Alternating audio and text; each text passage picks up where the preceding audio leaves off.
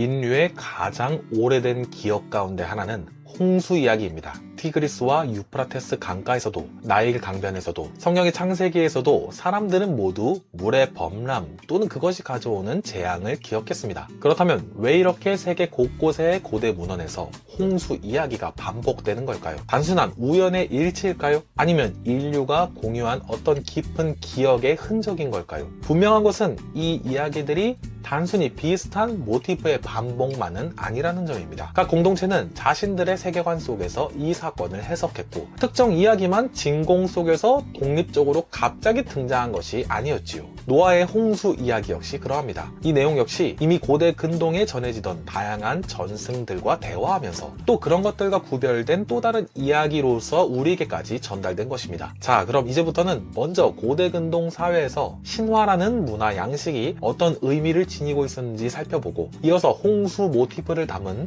신화를 비롯한 여러 문헌들을 비교하며 그 차이점에 대해서도 생각해 보려고 합니다. 그렇게 함으로써 성경의 홍수 이야기에 담긴 그 독특한 신학적, 윤리적 의미도 더욱 선명히 이해하는 시간 되게끔 삼아보려 합니다.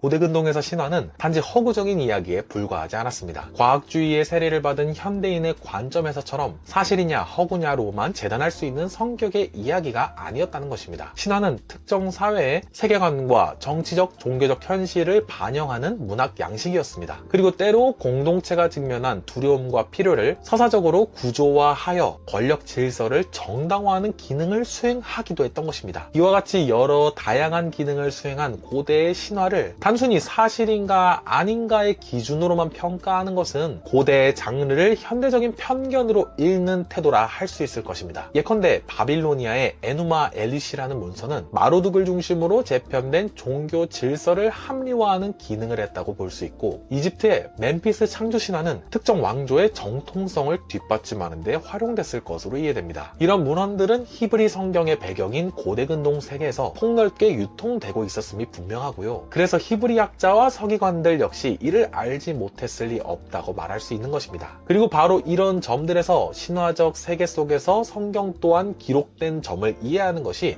요청될 수 있겠다는 말씀을 드리게 되는 것이지요. 이런 맥락에서 홍수 모티프 역시 고대 근동에서 반복적으로 변주된 주제였고, 히브리 성경의 노아 이야기도 그 전통과의 비교 속에서 특수성이 드러날 수 있겠습니다. 대표적으로 슈메르의 지우스드라, 아카드의 아트라시스, 길가메시 서사시에 등장하는 우투나피시팀, 그리고 히브리 성경의 노아 이야기를 함께 떠올릴 수 있습니다. 이들 모두 신들이 인류를 멸망시키려 하지만 한 인물이 신의 계시를 받아 살아남는다는 기본 구조를 공유하고 있지요. 그런데 홍수의 원인과 서사의 기능은 각 전승마다 상이하게 나타나고 있습니다. 메소포타미아 쪽 전승에서는 인구 증가와 소음이 신의 불만으로 제시되면서 그 결과 홍수는 신적인 변덕 혹은 자연적인 재앙에 가까운 사건으로 묘사되곤 합니다. 반면 창세기의 노아 이야기는 동일한 모티프를 사용하면서도 그 원인을 명확하게 인간의 죄악으로 규정하고 있다는 점이 두드러집니다. 그리고 이 차이는 곧 서사가 수행하는 문화적 기능의 차이로 이어지게 되는 겁니다.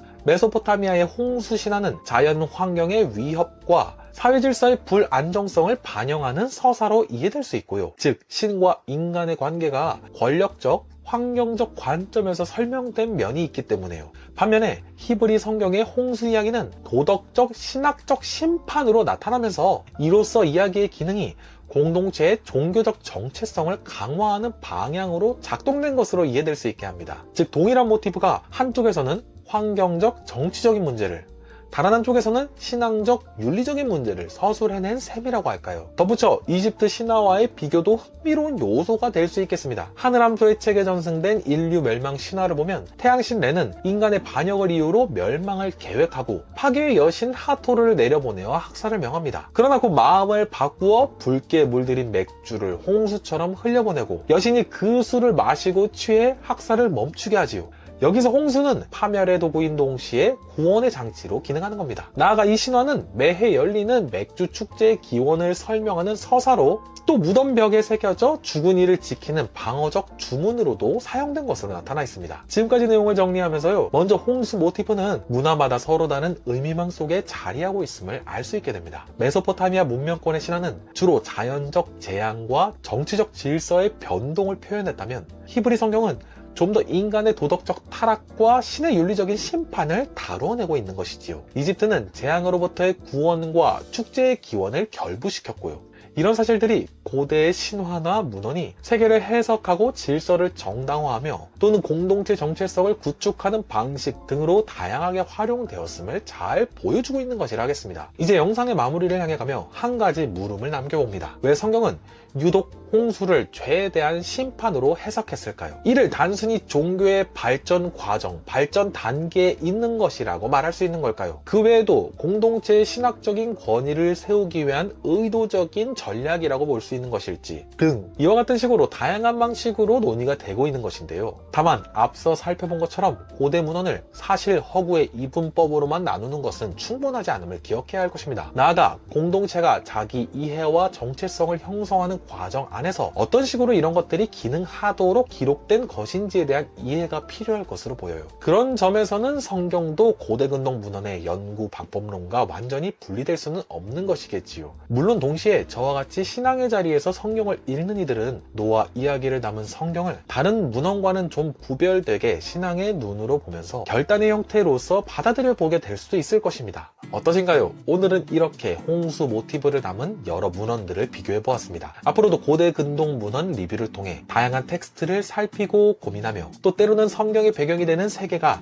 어떤 모습으로 펼쳐지는지도 함께 생각해 보고자 합니다. 영상이 흥미로우셨다면 구독, 좋아요, 댓글 부탁드리도록 하겠고요. 그러면 저는 다음 시간에 또 다른 좋은 내용 들고 찾아뵙도록 하겠습니다. 그럼 다음 시간에 또 다시 만나요.